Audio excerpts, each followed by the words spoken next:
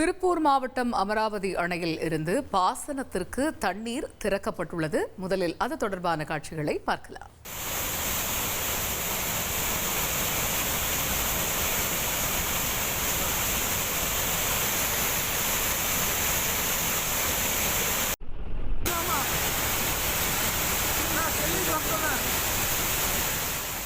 கூடுதல் விவரங்களை செய்தியாளர் ரஹ்மான் விவரிக்க கேட்போம். ரஹ்மான், வணக்கம். இந்த நிகழ்வு பற்றிய கூடுதல் தகவல்கள் என்ன?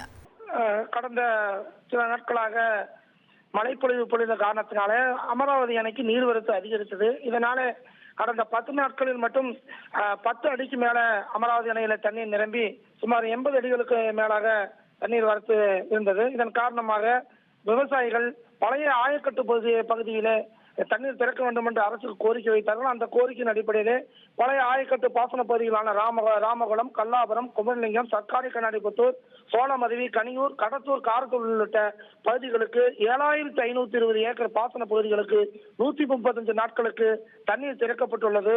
அதே போல முதல் போக பாசனத்திற்காக அமராவதி அணையிலிருந்து வினாடிக்கு 300 கனஅடி வீதம் 2073 மில்லியன் கனஅடிக்கு மிகாமல் தண்ணீர் திறந்து வரப்பட்டுள்ளது.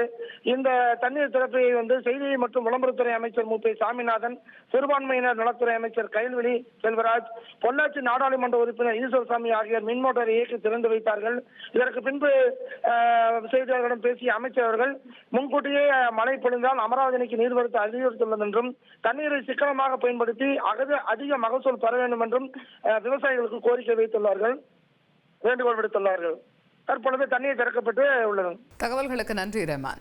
உங்கள் தந்திவன் தொலைக்காட்சியில் CID சகுந்தலா வெள்ளிதோறும் இரவு 8 மணிக்கு காணத் தவறாதீர்கள்.